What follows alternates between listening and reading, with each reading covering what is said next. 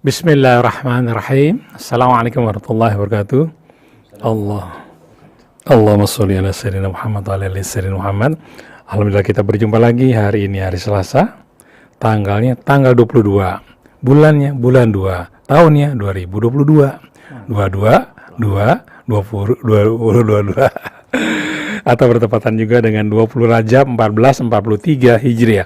Seperti biasa Radio Silaturahim dan Rasil TV melalui YouTube kembali menghadirkan acara Ahlan wa Sahlan.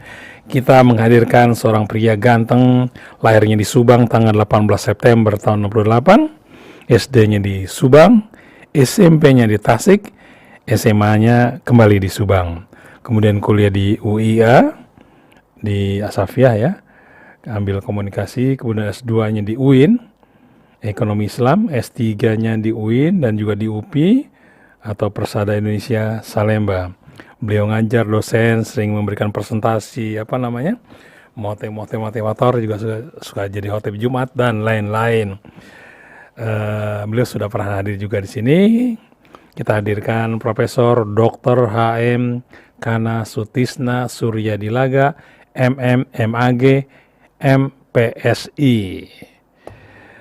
Assalamualaikum Prof. Kana. Waalaikumsalam warahmatullahi wabarakatuh. Ini judulnya rada unik nih yang ditawarkan kita. Thanks problem. Thank you problem. Terima kasih problem. Jadi kalau ada problem justru terima kasih. Betul. Jadi pengertian problem ini apa nih? Kan sekarang kalau problem nih tempe mahal, tahu mahal, minyak susah dicari.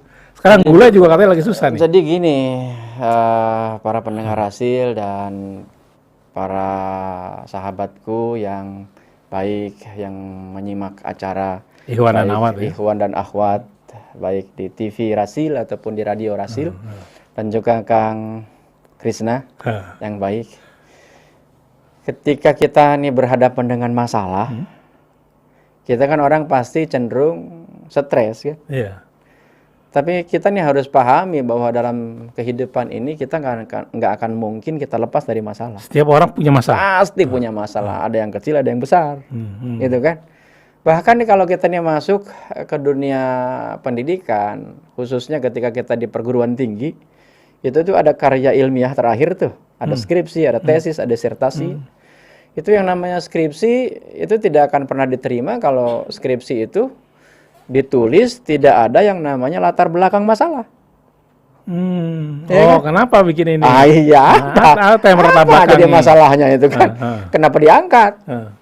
Kemudian itu tidak akan bisa diselesaikan. Sudah ada latar belakang masalah, tapi tidak teridentifikasi itu masalah. Sama dalam kehidupan kan? Gitu. Dalam kehidupan ini, ketika orang berhadapan dengan masalah, kalau saya sih sering menyebut begini. Kenapa saya kasih tema thanks problem gitu? Oh iya, ketika orang nih berhadapan dengan masalah ada dua pilihan. Dia terpuruk atau bahkan dia bangkit. Gitu. Bangkit, ya. Nah, ketika dia memiliki kemampuan, ini dia insya Allah tuh akan bangkit. Tapi kemampuan ini kan yang disebut dengan ilmu kan. Tapi ilmu kan mesti akademis kan? Betul. Tapi tidak mesti sebetulnya. Tidak mesti. Ilmu itu kan disebutnya kan pengetahuan. Ilmu itu kan apa saja, sesuatu yang diketahui dari hasil apa yang dia dengar, dari hasil apa yang dia lihat, kemudian dia ketahui, oh ini bisa dipelajari, itu namanya ilmu. Jadi tidak mesti akademik. Makanya tidak mesti harus akademik gitu kan. Nah, sebab itulah ketika kita berhadapan dengan masalah, ada yang harus kita pahami. Masalah itu tergantung dari mindset. Mindset itu apa? Pikiran. Setting pikiran kita. Nah, contoh misalnya kayak begini. Ketika kita ditipu, kita punya uang hanya segitu-gitunya. Ditipu kan. Pasti orang awalnya stres kan, kecewa, marah. Nah, kalau kemudian dia tidak mampu memiliki sikap yang bijak, pasti akan menyalahkan semua pihak.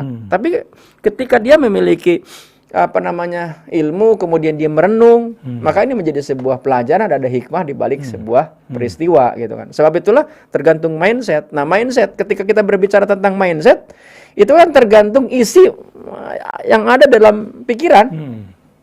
Ya kan, pikiran. Nah, kalau saya berbicara gini tentang pikiran itu kan alatnya otak. Otak manusia ini secara garis besar itu di dalam kepala kita ini terbagi dua. Ada otak kanan, ada otak kiri. Ya.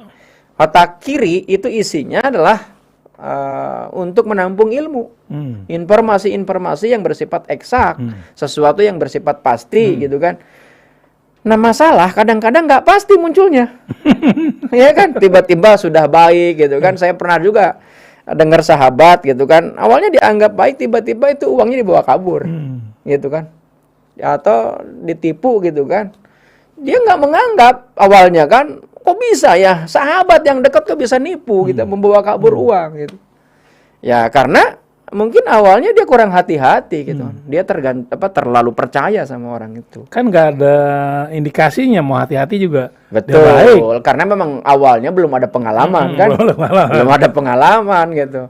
Makanya dengan adanya pengalaman itu, kita akan berkata, thanks problem. Oh gitu. Gitu kan. Sehingga berikutnya dia jangan sampai tertipu yang kedua kali. Makanya saya bilang, ketika kita berhadapan dengan masalah kan tergantung mindset tuh, setting pikiran kita. Nah, kita bisa men-setting pikiran kita tergantung dari isi pikiran kita. Kalau pikiran kita sudah terisi oleh ilmu, biasanya ilmu itu akan mencoba untuk memilah. Ini masalah ini bisa diselesaikan nggak?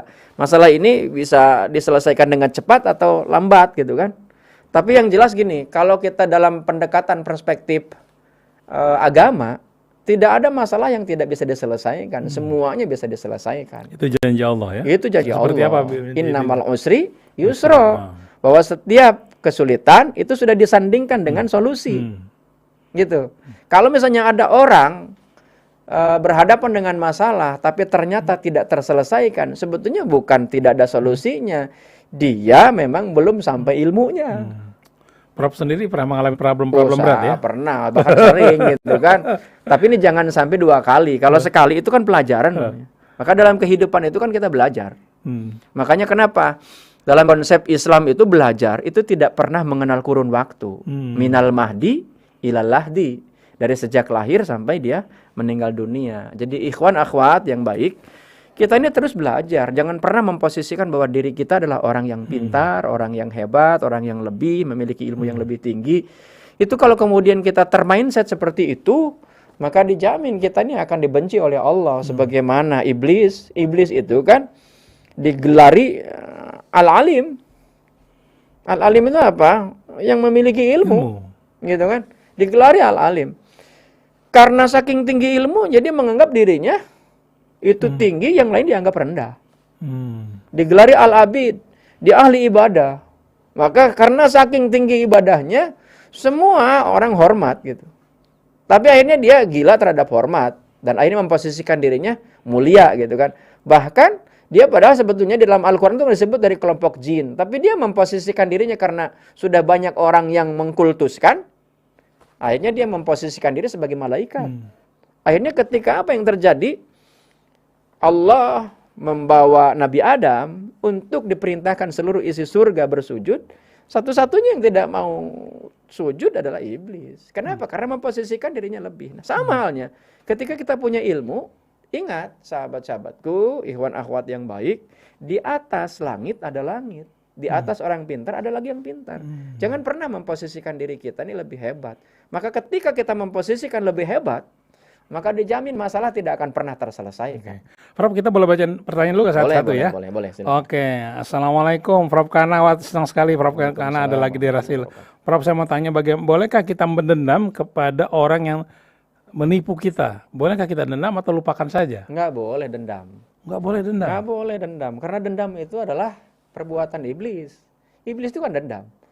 Lihat, dendamnya iblis diabadikan oleh Allah. Jadi direlain aja kita ditipu tuh? Enggak, ini jadikan pelajaran. Oh, pelajaran. Jadikan pelajaran, gitu kan. Kita memaafkan itu lebih baik. Gitu kan, memaafkan itu lebih baik. Jalan ajaran Islam kan begitu. Kalau dendam itu ajaran iblis. Oh. Iblis itu dendam sama Nabi Adam, bahkan sama Allah sendiri. Maka lihat diabadikan oleh Allah dendamnya iblis itu. Rekam jejak dialognya antara Allah dengan iblis itu diabadikan oleh Allah dalam Al-Quran surat ke-7. Apa manfaat dengan kita tidak dendam? Ada manfaat apa? Oh, manfaatnya pasti banyak kan gini. kita dalam hidup itu kan pasti disuguhkan yang namanya pelajaran bukan saja yang bersifat terkurikulum, tapi ada juga yang memang pelajaran yang memang sifatnya tiba-tiba. Dan kita memang harus terus belajar setiap saat, update.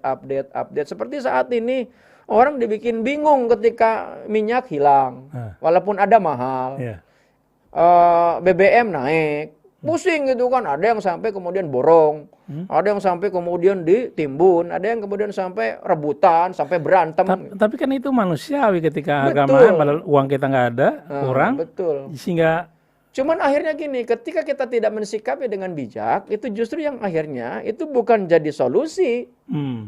Kita ini kan hidup bersosialisasi.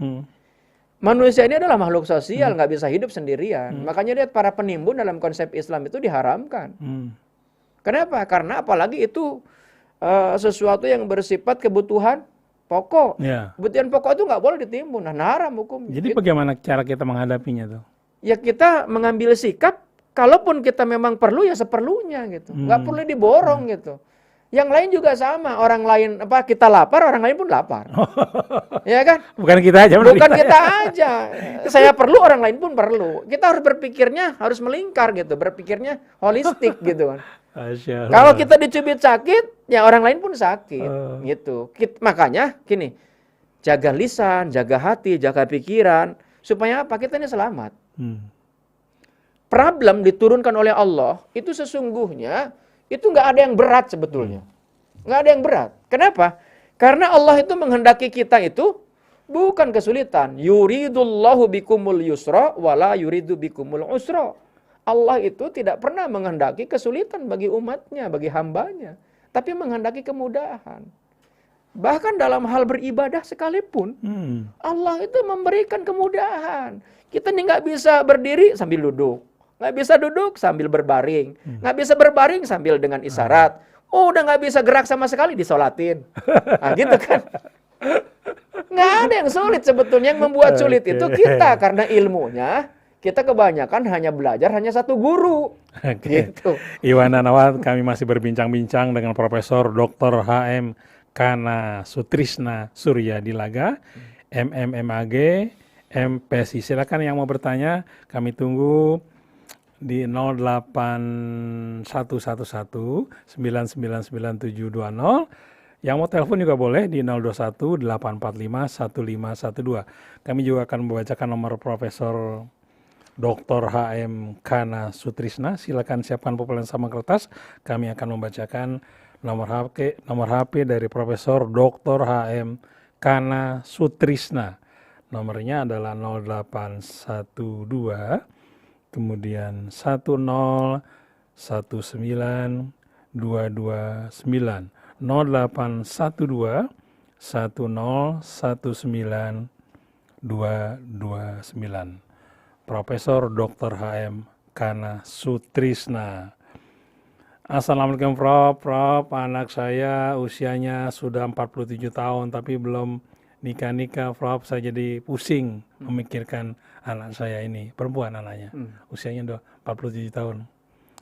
Bagaimana Prof mengatasi ini? Dari hamba Allah, nggak disebut namanya. Oh ya, terima kasih. Dari ibu. Hamba Allah.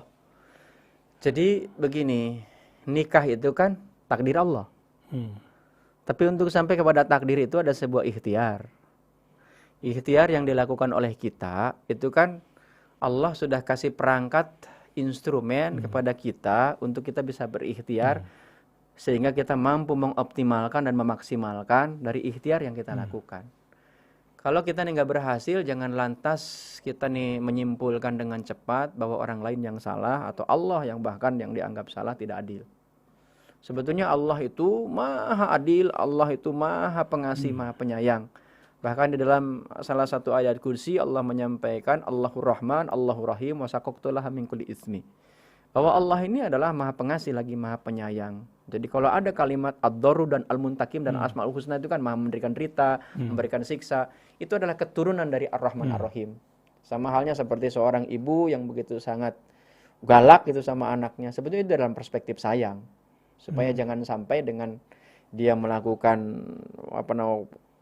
kata-kata yang tinggi gitu kan, dengan pukulan supaya anak itu tidak melakukan yang kedua kali gitu kan, untuk melakukan kesalahan. Kaitan dengan yang namanya jodoh, sudah berserah saja setelah ikhtiar tentu. Makanya ada fa'idza azamta fatawakal 'ala Allah. Itu kan strateginya. Ketika kita sudah punya niat, sudah punya cita-cita, maka kita ikhtiar. Setelah ikhtiar kita sudah tidak berhasil, maka itu adalah takdir Allah yang sesungguhnya. Tapi kan sebenarnya kita jangan langsung tiba-tiba langsung menyimpulkan bahwa ini memang sudah nggak dapat jodoh. Ingat, segala sesuatu yang terjadi di atas muka bumi ini, Allah yang punya ketentuan.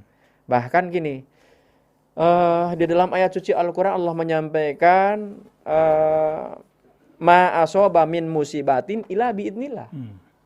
Bahwa segala sesuatu yang terjadi di atas muka bumi ini, Allah yang punya ketentuan. Wa may yu'min billahi yahdi qalbahu.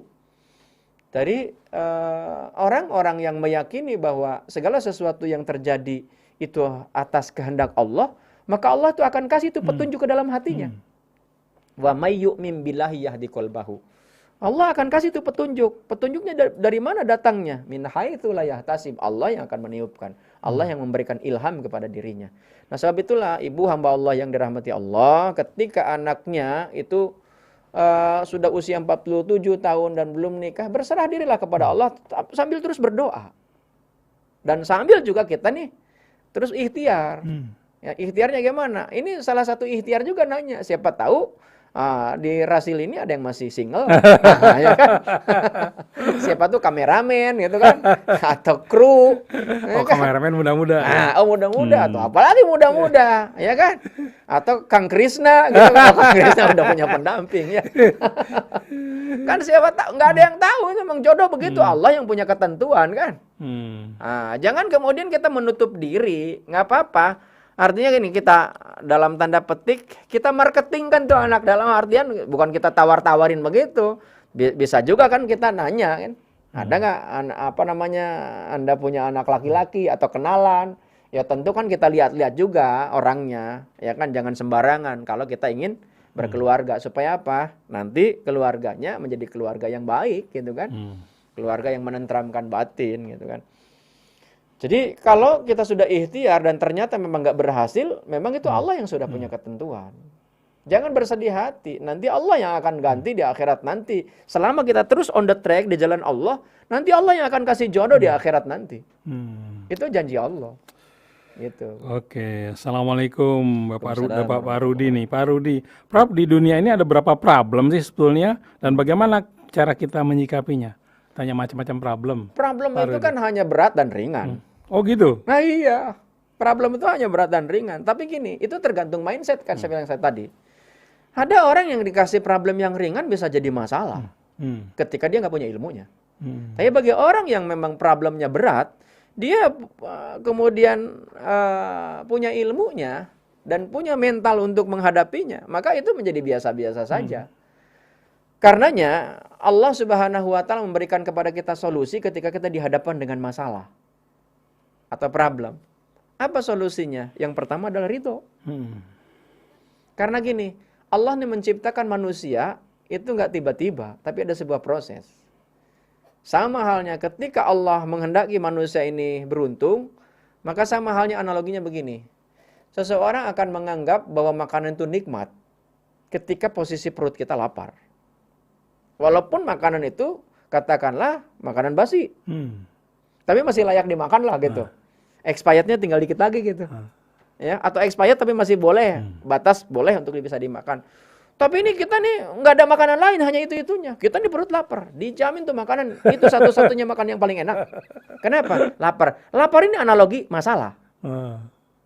Ya kan? Dengan masalah itu kita akan berterima kasih dengan lapar itu karena kita mampu menikmati makanan. Tapi sekarang sebaliknya, perut kita kenyang, dihidangkan makanan begitu sangat nikmat dengan beragam makanan yang ada di hidangan gitu. Maka dijamin makanan itu nggak akan dimakan. Kenapa? Karena kita nggak punya masalah. Laparnya udah nggak ada. Maka nafsu makannya, nafsunya ada, tapi udah nggak muat gitu di perut kita. Sama halnya dalam kehidupan kita. Allah itu mau mengangkat derajat seseorang, itu pasti akan dijatuhkan dulu. Lihat orang-orang yang saat ini hebat lah. Contoh lah saya sebut, karena ini orang hebat, saya bilang Pak Khairul Tanjung. Khairul Tanjung itu jangan dikira sekarang mungkin iya menjadi orang yang konglomerat, bahkan orang yang terkaya nomor 1 di Indonesia gitu kan. Tapi dulunya, maka dia nulis buku judulnya Si Anak Singkong. Orang susah, ya kan, bangkrut, sampai kemudian dia berputar otaknya bagaimana caranya untuk bisa menghidupi dan membantu orang tua. Dan akhirnya apa? Dengan kesulitan itu dia berpikir, jangan sampai kemudian kesulitan itu terus berlarut. Makanya kenapa saya bilang, masalah itu tergantung mindset kita. Nah, mindset ini harus diisi dengan ilmu. Makanya dalam Al-Quran Allah menyampaikan kepada kita, yarfa'illahu ladina amanu minkum walladina utul ilma darajah. Allah itu akan memberikan derajat kepada orang-orang yang berilmu. Tapi jangan langsung ilmu dulu. Anda punya iman dulu. Makanya tadi saya bilang, ridho kita menerima segala ketentuan yang terjadi pada diri kita, itu Allah yang menentukan. Ridho itu apa? Rela. Dengan senang hati kita tanpa memberikan label apapun, bahwa Allah ini sayang dengan kita. Allah ini maha pengasih, maha penyayang kepada kita. Sehingga kita ini betul-betul berterima kasih kepada Allah. Ya Allah, saya dikasih ujian berat. Kenapa? Dan lihat kata Allah, ketika Allah ngasih ujian, Allah ini sudah menakar dulu. Sama halnya lihat dalam dunia pendidikan. Nggak mungkin ya ada yang magang, yang SMK ya. SMK, itu nanti kelas 3 nggak mungkin dikasih ujian untuk yang semester akhir kuliah. Nggak mungkin. Pasti menyalahi aturan. Kenapa? Karena kapasitasnya belum sanggup. Apalagi dikasih yang untuk S3. Suruh nulis disertasi gitu. Padahal dia masih SMA. Nggak mungkin. Sama Allah pun begitu. Allah itu nggak akan mungkin menurunkan masalah kepada orang yang memang sesungguhnya tidak sanggup. Makanya Allah sampaikan, la yukalifullahu nafsan illa wus'aha laha ma kasabat wa 'alaiha maktasabat. Allah itu menurunkan masalah itu kecuali sudah ditakar. Kalau ada orang yang memang tidak sanggup menyelesaikan, sebetulnya bukan salah Allah, dianya nggak pernah ngulik. Ya kan? Yang adanya nyulik. Nah, bukan ngulik, sama ngulak. Gitu kan. Kalau ngulak jadi sambal. Oke. Gitu. Oke, Assalamualaikum Rasil, jempolan yang dihadirkan hari ini bagus sekali, sering-sering long tampil di Rasil. Oke, terima kasih Ibu Wati, Pak siapa nih? Pak Icam, terima kasih Pak Icam. Oke, Dok, saya punya teman, dia terancam kena PHK. Belum kena, tapi dia sudah mikir, baru terancam. Sudah mikir, sudah kepikiran, sudah sering bengong. Baru terancam aja udah stres. Gimana nih Prof mengatasinya? Itu makanya saya bilang, saya sering kali berhadapan dengan MPP kan. MPP itu masa persiapan pensiun, tapi kemudian diplesetkan. Ya mati pelan-pelan. Atau bahkan gini, bagi sahabat-sahabatku ikhwan akhwat yang saat ini jadi PKWT, jadi itu? Tenaga kontrak, PKWT paruh waktu, pegawai paruh waktu namanya PKWT kan. Ini kemudian demo karena menuntut naik upah, ya kan? Atau udah jangan kontrak lah, diangkat lah, kan ada guru honorer, ya kan, minta jadi pegawai tetap guru tetap gitu.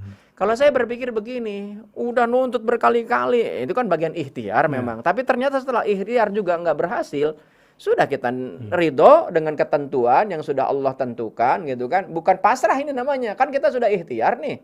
Tapi tetap, akhirnya kebijakannya tetap PKWT, kebijakannya tetap dia menjadi pegawai kontrak. Kalau saya berpikir gini, mindset kita yang kita rubah. Karena nggak mungkin merubah orang, yang paling gampang itu merubah kita. Walaupun ternyata merubah diri sendiri pun susah. Gitu kan, merubah diri sendiri. Gimana caranya?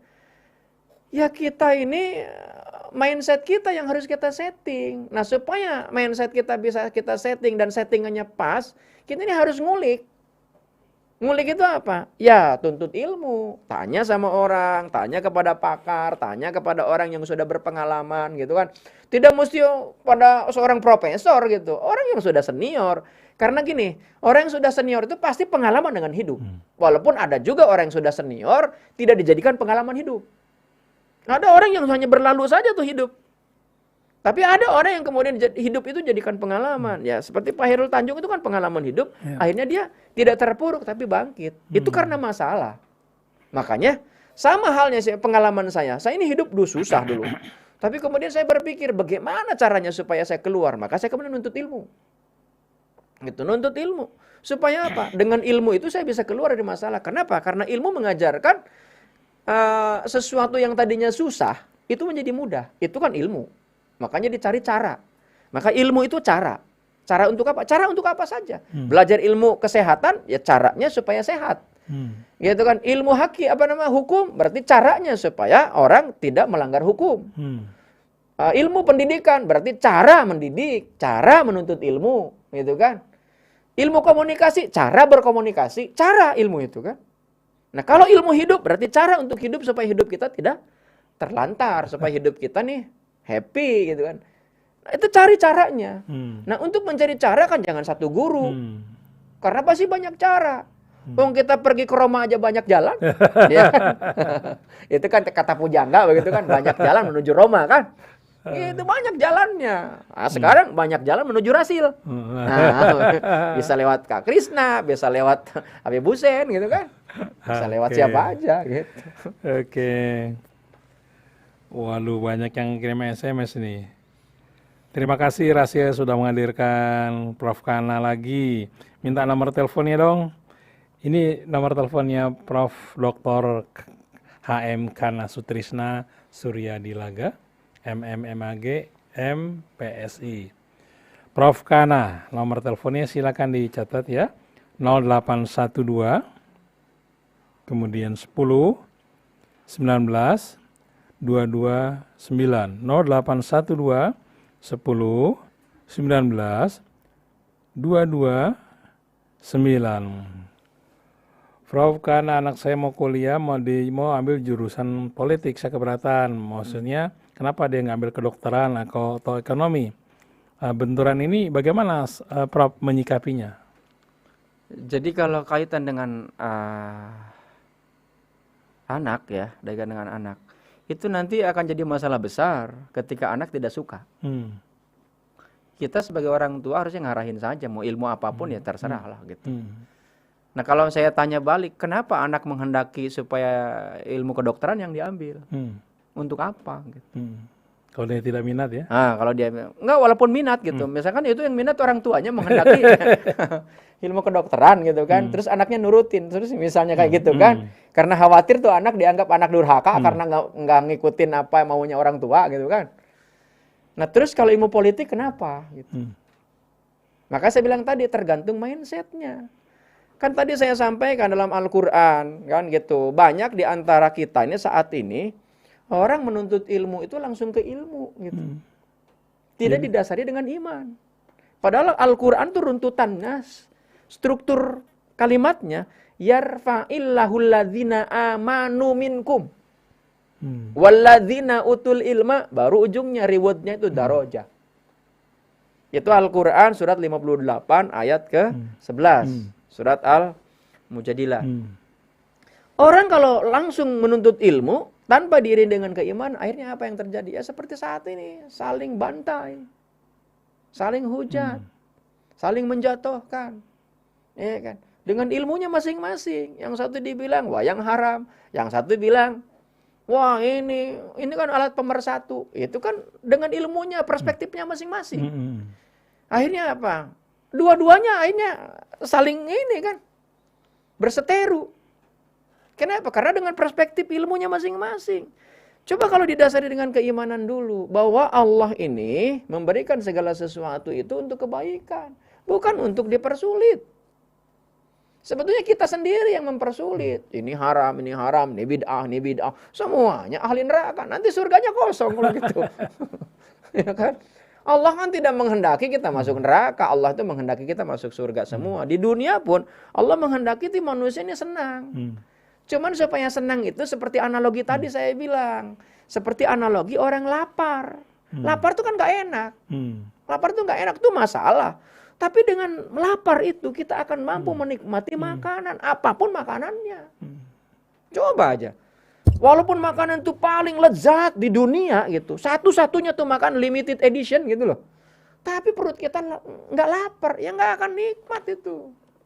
Jadi sebetulnya surga itu, kenikmatan itu ketika memang itu belum pernah ternikmati. Makanya wajar definisi surga itu belum pernah terlihat, belum pernah terbayangkan, belum pernah terlintas gitu kan, belum pernah terasa gitu. Ya akhirnya jadi nikmat. Kalau sudah pernah, jangan nikmat lagi. Coba aja. Kenikmatan yang nggak pernah terbayangkan ya surga itu yang memang Allah sudah siapkan. Kalau sudah muncul ya udah bukan surga lagi. Orang tadinya susah tiba-tiba dibawa ke hotel aja, serasa di surga ya. Nah, gitu kan. Hilangnya begitu kan. Serasa di surga, tidur tinggal geletak. Ya? Karena belum pernah. Gitu. Oke, dari Bapak Kurniawan. Prof, saya punya sahabat, kami sudah lama bersahabat, tiba-tiba dia ngajakin bisnis. Saya nggak mau, takut hubungan persahabatan jadi rusak. Bagaimana sikap saya ini, Prof? Oh enggak, kalau masalah bisnis ya nggak apa-apa. Wong dalam konsep syariah kan boleh. Kan diikat dengan sebuah perjanjian kerjasama. Ada tulis menulis. Dia takut nanti salah satu ada nipu atau apa. Enggak. Jadi kan kalau itu kan khawatir sebelum terjadi kan. Gitu. Kekhawatiran itu adalah hal yang biasa. Cuman kalau kekhawatiran terus-menerus itu akan menggelayuti atau bahkan mengganggu pikiran kita yang akhirnya kita hidup nggak nyaman. Gitu.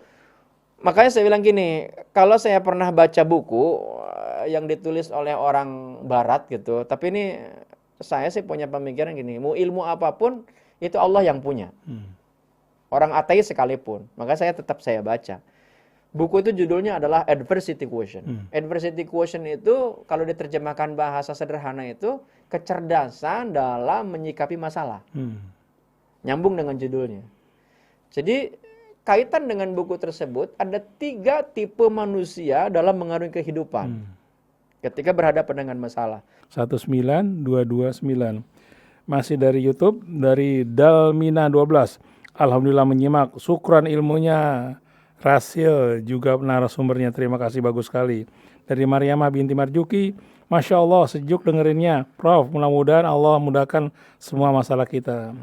Dari Suratmi Iqbal, Kalisari. Mana dia tuh? Ngilang deh, ntar aja deh.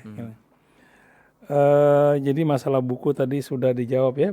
Apa judulnya sih? Salah satunya apa? Ada The Balance Ways, keseimbangan, jalan keseimbangan. Ada cara cepat mengubah energi negatif menjadi positif. Itu kaitan dengan masalah juga itu. Ada juga tentang The Essence of Hajj, tentang esensi ibadah haji. Gitu. Assalamualaikum Prof, anak saya punya problem kayaknya tapi dia nggak mau cerita, Prof. Saya tahu dia punya problem. Nah, bagaimana cara mengorek dia supaya keluar apa problemnya supaya kita bisa bantu? Jadi anaknya nih kelihatan dari wajahnya ada problem, suntuk gitu, tapi nggak mau cerita. Kalau anak itu biasanya itu punya sahabat atau punya teman, tanya sama sahabatnya, itu kan strategi namanya, cara namanya kan. Kalau cara itu kan ilmu kan namanya. Atau misalnya kalau temannya nggak mau cerita juga, ya terakhir adalah caranya dengan berdoa. Kita doakan kepada Allah, itu kan minta sama Allah supaya anak itu terbuka, supaya anak itu jauh dari masalah. Apalagi doa orang tua, itu jauh lebih ijabah. Dan itu terus saja. Jadi kalau hari ini punya anak bermasalah, maka terus berdoa. Saya dulu pernah suatu ketika anaknya itu perempuan, memang sudah, ya mungkin umur anak-anak yang magam gitu kan. Perempuan gitu, lendotan terus sama saya awalnya agak risih juga karena kan belum tahu ternyata tuh anak memiliki keterbelakangan. Orang tuanya, jangan itu sama Ustadz, jangan gitu. Saya juga karena perempuan kan sudah agak balik kan, gitu. Kalau masih anak-anak sih nggak apa-apa gitu kan. Anaknya cakep sebetulnya. Ya kita mah agak risih karena cakep. Kalau mungkin anaknya biasa-biasa saja, mungkin kita juga nggak risih gitu kan. Ini bercandaan, jangan dimasukin hati ini. Nah, kemudian ada sesuatu yang luar biasa gitu, ikhwan akhwat. Apa suatu ketika sedang umroh, sedang tawaf, itu hujan deras. Hujan deras. Si ibu ini itu nggak kena air hujan. Nah, kenapa? Oh, itu kan pasti akan tanya, kenapa? Saya pun heran. Dia nggak basah. Itu memang keajaiban dari Allah. Rupanya saya tanya, dan ini saya merinding juga. Saya tanya, dia adalah ibu yang paling sabar, nggak pernah merasa tersinggung, merasa tersiksa dengan anak yang memang memiliki keterbelakangan, anak satu-satunya. Dia terus berdoa kepada Allah. Akhirnya di situ saya kemudian ajak untuk berkontemplasi. Saya bilang, Bu, inilah hadiah yang Allah kirimkan untuk ibu. Ya kan? Menjadi sebuah ladang kebaikan. Menjadi ladang pahala. Yang kemudian mungkin bagi orang, sebagian bahkan kebanyakan orang ini menjadi beban. Sama halnya ketika kita punya orang tua, misalnya sakit-sakitan. Ada orang yang kemudian apalagi kita sibuk. Itu menjadi beban yang luar biasa. Apalagi misalnya kita anak laki-laki, istrinya nggak ridho. Gitu. Oh, itu jadi beban luar biasa. Itu menjadi sebuah ladang pahala dari Allah Subhanahu wa Ta'ala. Maka kemuliaan itu diberikan dan diperlihatkan langsung oleh mata kepala saya. Dan ibu itu nggak kena air hujan gitu. Bayangkan.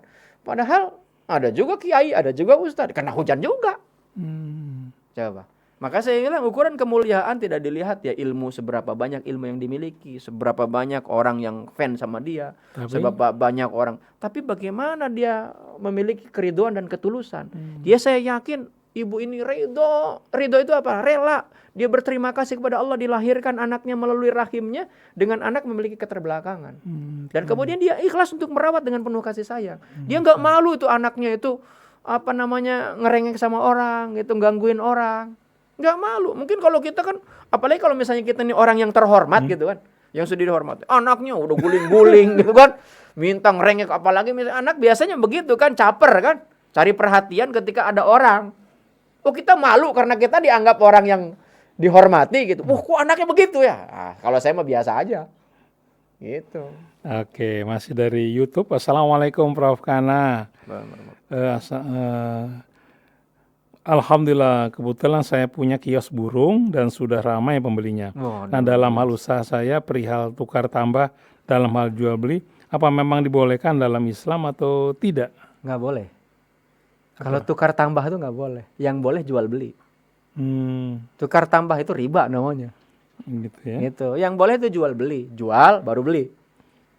Wa ahlallahu al-bai'a wa harrama riba. Riba itu adalah menambahkan. Maka tukar tambah itu kan berarti ada penambahan. Nah, riba itu adalah penambahan. Kalau jual beli itu memang sudah dibolehkan. Kenapa? Karena mengambil untung gitu. Misalnya sama-sama burung, apalagi sama-sama burung. Sama-sama handphone aja, misalnya handphone, saya tukar tambah. Ya nggak boleh karena sama-sama handphone. Yang boleh barter. Kalau barter misalnya beras dengan handphone misalnya, boleh. Gitu kan. Atau misalnya beras dengan mobil gitu. Ya tergantung berapa ton gitu. Beras itu boleh barter. Tapi kalau sejenis tuh nggak boleh. Oke. Gitu. Assalamualaikum Prof. Anak saya kok ini ya banyak merengut, kurang senyumnya. Bagaimana supaya dia tersenyum? Atau suruh dia bercerita atau bagaimana Prof? Kasihlah cerita-cerita yang jok. Nah, ibunya atau ayahnya humor lah, ajak humor. Anak saya pun tersenyum juga. Gitu. Kita humor lah, jangan terlalu serius gitu kan. Kalau terlalu serius dijamin tegang semua. Ya kan? Ajaklah humor, ajaklah kita nih, jangan kita karena mentang-mentang seorang ilmuwan gitu, semuanya serba serius gitu. Tegang semua gitu kan.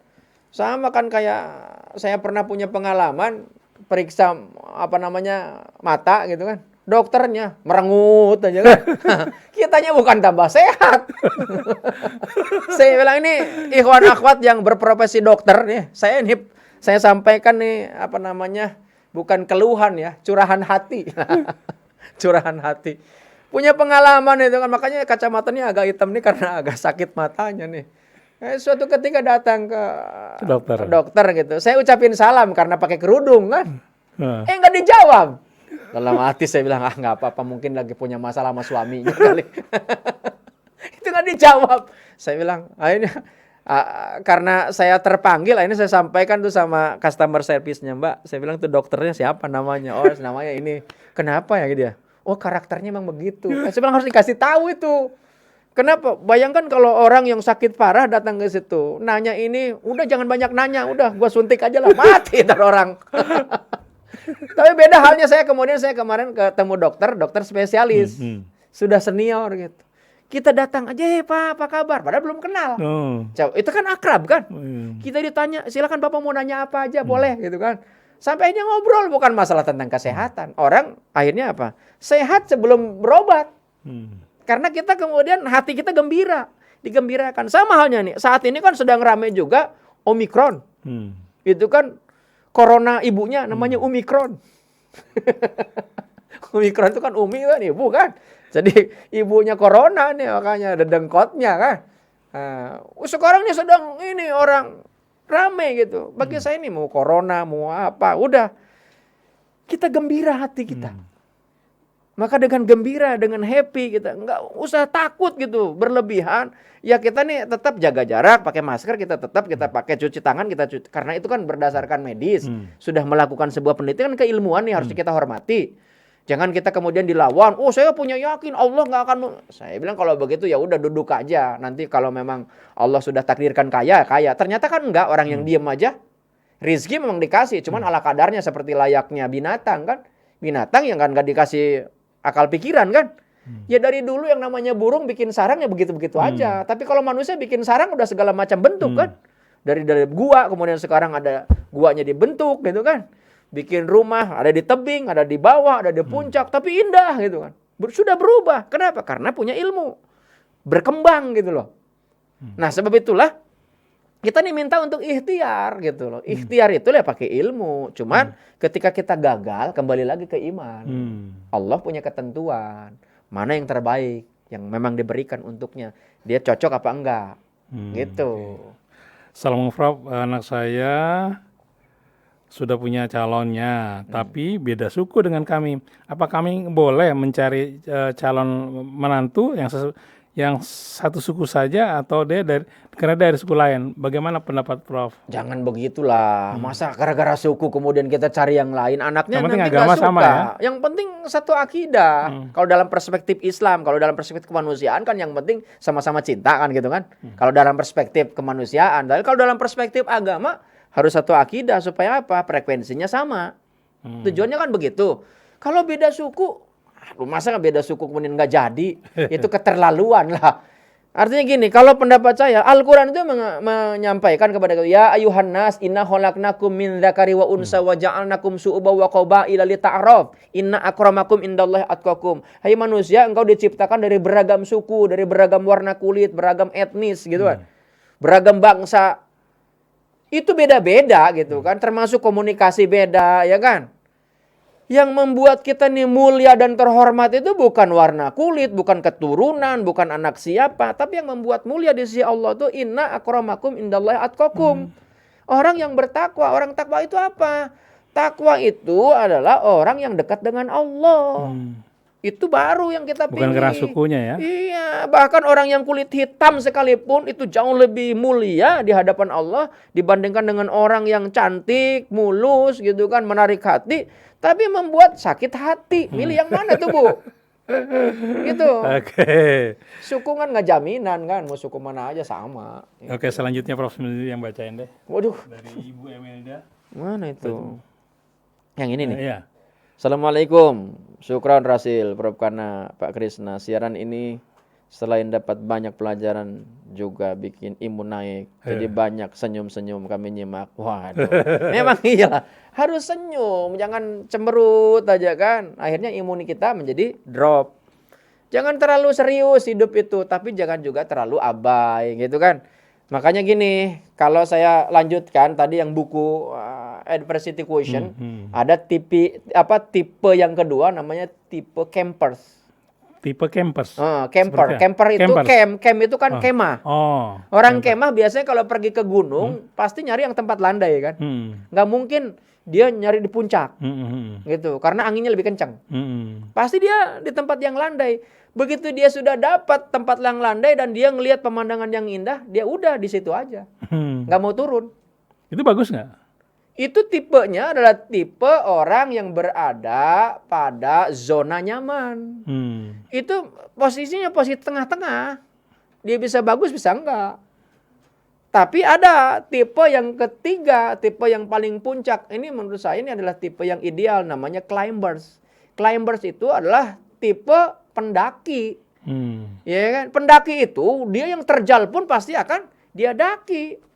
Yang tinggi pun dia akan naiki. Dan tipe manusia yang climbers ini adalah tipe manusia yang punya visioner. Dan itu yang diajarkan oleh Allah. Manusia itu harus visioner. Walaupun kita nggak tahu bahwa esok kita masih hidup atau tidak. Maka kata Rasulullah begini.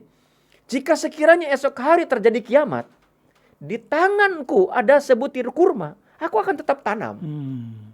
Walaupun kurma nggak mungkin langsung tanam langsung buah. Nggak mungkin. Dia pasti perlu waktu. Artinya apa? Itu namanya visioner. Itu hidup yang optimis. Oke. Sama halnya orang-orang tua kita dulu. Saya tulis di buku juga, di buku saya yang The Balance Way itu. Kita nih mampu menikmati kelapa muda. Itu karena jasa kakek kita nanam kelapa. Karena nanam kelapa nggak mungkin itu dicangkok karena nggak bisa dicangkok. Ya kan? Nanam kelapa itu pasti dari butirnya. Dan itu butuh waktu. Paling tidak 15 tahun baru berbuah. Kalau nggak visioner, wah udah. Kita nggak akan mampu menikmati. Gitu. Oke. Ibu Bonita biar Prof sendiri yang membacakan. Assalamualaikum Prof Kana. Mohon sarannya bagaimana mempersatukan dan tidak membedakan kasih sayang yang saya antara anak sambung dengan anak kandung. Anak suami saya 3 orang dan anak kandung 2 orang. Mohon nama saya tidak disebutkan. Mohon maaf tadi udah disebut. Udah kesebut. Ibu yang baik, ketika kita nih menyayangi atau mencintai suami, maka seluruh kerabatnya pun harus ikut sayangi. Itu kan ketentuan dalam ajaran Islam, nggak boleh dibeda-bedakan. Karena kalau dibeda-bedakan pasti nanti suaminya membedakan juga sama anak ibu. Itu kan pasti imbal balik tuh. Ya kan? Nggak mungkin lah. Dan itu akhirnya jadi konflik juga. Pasti jadi konflik juga. Ya kita kan cuman begini masalahnya. Ketika kita berbuat baik kepada bukan anak kandung, pasti responnya agak beda. Tapi nggak apa-apa. Kalau ibu niatnya karena Allah, niatnya karena lillah, ya, maka lelah akan hilang. Lelah itu karena kita nggak pernah melibatkan Allah, maka jadi lelah. Dan ketika lelah bukan melibatkan Allah, pasti lelahnya lelah beneran. Tapi kalau lelah karena lillah, maka lelah itu akan berbuah berkah. Ditipu lelah kan, tapi karena Allah, udah, ini mudah-mudahan walaupun terpaksa, walaupun mungkin lisan awalnya, ini saya sedekah aja dah. Itu kan bisa-bisa ente aja. Bukan, memang kalaupun kita keluhan nggak mungkin juga balik. Iya kan? Tapi kita ngobatin batin kita tuh saat itu. Supaya apa? Supaya kita tidak semakin tersiksa. Duit hilang, badan tersiksa. Ini kan double tuh. Harusnya kan duit hilang, badan tetap nyaman. Supaya apa? Duit mah gampang dicari lah. Ada orang yang mobil limited edition. Kegores dikit, orang digamplengin. Mobilnya tetap tergores. Tapi tambah masalah karena gamplengin orang kan. Hajarin orang. Urusan dengan polisi urusannya. Tapi kalau mobil kegores, kita minta maaf duluan. Kan itu jadi luar biasa kan. Wow, kami yang salah. Saya pernah ngalamin begitu. Suatu ketika kan saya mau datang undangan ke saudara gitu. Ada aki-aki sama nenek-nenek. Mungkin buru-buru nyeruduk mobil saya. Saya sebagai manusia sempat juga nih temperamen dikit. Turun lah. Si bapak ini dia berhenti. Waduh Pak, mohon maaf. Itu kalau dibenerin berapa tuh mobil? Ya kurang lebih 700 ribuan lah. Wah saya punya uang 300. Saya terima saat itu. Spontanitas saya terima. Hanya di mobil saya mikir juga nih. Saya ngeliatin. Saya ini persepsi saya negatif nih. Kayaknya orang nggak punya nih. Itu. Walaupun saya kan nggak tahu itu kan persepsi. Oh berarti menganggap saya ini lebih hebat gitu kan. Tapi itu saya mikir sama istri saya. Mah, saya bilang kita ini salah kayaknya nih. Kita nih mempersulit orang gitu kan. Walaupun dia salah juga nyeruduk kita, saya yakin mungkin dia juga nggak bersalah, dia nggak sengaja. Ini tuh saya kejar tuh. Dikejar tambah takut karena disangkanya minta nambah kan. Tapi saya kencengin lagi. Ini memang takdir Allah karena memang dalam batin itu saya ingin mengembalikan duit. Dia ini memang kejar tuh. Saya cegat. Pak mohon maaf kami nggak ada lagi. Ada lagi. Uangnya nggak ada lagi. Malah ketahuan ya. Iya.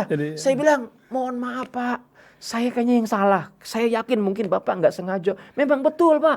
Ini uang saya kembalikan. Nah kok begitu? Enggak. Saya yang mohon maaf. Nanti ini biarin aja. Nah terus itu gimana? Ya udah nggak apa-apa lah. Tapi saya jauh lebih tenang begitu. Coba bayangkan mungkin saya nerima uang 300 ribu nggak seberapa. Tapi batin gak tenang. Gitu. Tapi ketika kita ngembaliin, alhamdulillah. Mobil kan tetap aja rusak walaupun nerima uang 300 ribu. Itu hanya sebuah strategi gitu. Tapi bisa juga ditiru. Misalnya kayak gini. Kita sudah dilamar. Tiba-tiba tuh yang ngelamarnya pergi. Ya sudah, memang Allah pasti mentakdirkan yang terbaik. Tapi saya udah tua. Ya Allah pasti mentakdirkan yang terbaik. Pokoknya cari 1001 alasan bahwa Allah yang terbaik. Gitu. Nggak mungkin itu. Pasti Allah yang terbaik. Bukan menyiksa kita. Oke. Itu. Assalamualaikum karena Prof, saya punya utang secara logika, saya nggak mungkin bayarnya. Bagaimana nggak stres? Karena kami tidak sampai sebesar utang saya. Jadi gimana dia punya utang udah secara logika nggak mungkin dia bisa bayar. Oh iya. Memang jangankan hutang, Pak. Banyak dalam kehidupan keseharian kita banyak hal-hal yang memang nggak masuk akal. Makanya saya bilang belajar itu jangan hanya sesuatu yang eksak saja. Tapi kita belajar juga sesuatu yang tidak eksak. Apa itu agama? Agama itu kan banyak kan tidak masuk akal. Allah bisa memang dilogikakan? Nggak bisa. Hanya orang yang beriman tahu adanya Allah. Jangankan Allah, malaikat memang bisa dilogikakan? Enggak. Jangankan malaikat, Nabi memang bisa dilogikakan. Coba, Nabi kan ada. Di mana? Ada kuburannya. Di mana? Di Nabawi. Emang pernah lihat? Ya kan ada yang ceritain. Emang benar itu ceritanya. Kalau kita runtut terus, kan kaitannya kan kita hanya sekedar yakin bahwa iya itu makamnya Rasulullah. Siapa yang cerita? Orangnya bisa dipercaya, gitu kan? Jangankan langsung kepada Allah. Nabi aja kita memang hidupnya bukan eranya. Nah, dalam perspektif keyakinan kita, dalam kehidupan kita ini banyak yang memang kita, kalau dalam tanda petik itu kita diberikan keberuntungan oleh Allah. Jadi kita nih jangan banyak menggunakan logika, dijamin kita hidup pasti stres. Makanya lihat, orang-orang yang cerdas ketika berhadapan dengan yang namanya corona yang sampai saat ini belum ada penyelesaiannya, itu dijamin stres. Kenapa kita nggak minta bantuan sama Allah? Ya ayyuhalladzina amanus ta'inu bisabri wassalah. Kenapa tidak? Dengan sabar, kemudian diikuti dengan sholat. Banyak yang sudah nggak sabar. Udah, jangan pakai masker dah. Ngapain pakai masker? Udah 3 tahun, udah divaksin, masih kena juga. Itu namanya nggak sabar. Akhirnya apa? Memprovokasi orang. Ya kan? Udah nggak usah pakai cuci tangan. Cuci tangan kan kalau mau makan. Ini cuci tangan di masjid, makan di rumah. Gitu. Oke, Prof. Ini pertanyaan masih banyak ya, tapi kita kayaknya udah dibatasi oleh waktu. Tadi ada yang tanya, kapan Prof khutbah Jumat di rest area lagi katanya? Wah, ada. Jadwalnya saya lupa, tapi ada kayaknya masih 2 kali kayaknya. Oke. Apa 3 kali itu? Oke, ini terakhir yang menanyakan nomor telepon Profesor Kana, Profesor Dr. HM Kana Sutrisna Suryadilaga. Nomornya adalah 0812 sudah. Kemudian 10 19 229 0812 10192229. Prof, terakhir doa deh buat negeri kita, buat teman-teman kita semuanya. Baik, sebelum saya doa, saya ingin menyampaikan dalam perspektif Al-Quran bahwa manusia ini sebenarnya terbagi menjadi 3 golongan juga. Kalau tadi menurut pakar ilmu psikologi, maka Al-Quran pun sebenarnya menyebutkan bahwa sesungguhnya manusia ketika berhadapan dengan masalah itu dibagi menjadi 3 golongan. Satu adalah dolimul nafsi. Apa? Dolimul nafsi. Itu tertuang di dalam Al-Quran surat 35 ayat 32. Dolimul nafsi itu adalah orang yang mendolimi dirinya sendiri. Dikasih nikmat malah dia ingkari, ya kan? Dikasih yang suruh dia jaga tubuh malah justru dirusak. Nah, itu kan, itu dolimul nafsi. Orang yang dolim. Dolim itu lawannya adil. Ya, dia tidak menempatkan pada tempatnya. Yang kemudian yang kedua adalah muktasid. Muktasid itu adalah kelompok pertengahan. Kalau di buku Adversity Quotient itu campers. Dia senangnya ya hanya untuk keuntungan diri. Dia nggak peduli dengan orang lain. Lihat kesusahan orang lain, bodo amat, yang penting bukan gua gitu kan. Dia yang susah. Dia nggak peduli dengan yang lain. Dia disangka bahwa hidup hanya untuk dirinya sendiri. Kelompok yang ketiga adalah sabikun bil khairat. Sabik itu artinya menyegerakan. Menyegerakan apa? Bil khairat, kebaikan. Dia untuk berbuat baik itu nggak pakai pikir panjang. Dan orang yang kayak begini adalah orang-orang yang ikhlas. Orang-orang karena Allah. Semuanya. Begitu, gimana? Bisa bantu? Oh bisa gitu. Gimana? Bisa ngisi acara? Bisa! Gitu. Nyindir nih. Nyindir. Gitu. Oke. Ya, kita doa deh. Terus silakan. Jadi baik sahabat-sahabatku yang dirahmati Allah, ikhwan akhwat di mana saja yang sedang menyimak. Kita jangan lupa untuk berdoa kepada Allah, karena dengan doa itu adalah muhul ibadah. Itu sumsumnya ibadah, intinya ibadah. Dan mudah-mudahan dengan doa ini Allah kabulkan, Allah limpahkan apa yang menjadi niat dan hajat kita. Dan mudah-mudahan kita nih Allah jauhkan dari berbagai macam bala, kesulitan, dan musibah. Ketika menghampiri diri kita sekalipun, musibah itu menjadi sebuah sarana keberkahan kita. Al-Fatihah. A'udzubillahi minasyaitonirrajim. Bismillahirrahmanirrahim. Alhamdulillahirabbil alamin. Arrahmanirrahim. Maliki yaumiddin. Iyyaka na'budu wa iyyaka nasta'in. Ihdinas siratal mustaqim. Siratal ladzina an'amta 'alaihim ghairil maghdubi 'alaihim waladdallin. A'udzubillahi minasyaitonirrajim. Bismillahirrahmanirrahim. Allahumma shalli 'ala sayyidina wa habibina wa syafiina wa karimina wa dhuhrina wa maulana kulli sahabati Rasulillah ajmain. Allahumma ahsin akibatana fi umri kulliha wa ajirna min hijid dunya wa adabil akhirah. Allahumma rabbi yasir wa la tu'assir rabbi tamimil khair. Ya Allah, perbaiki hidup kami ya Allah.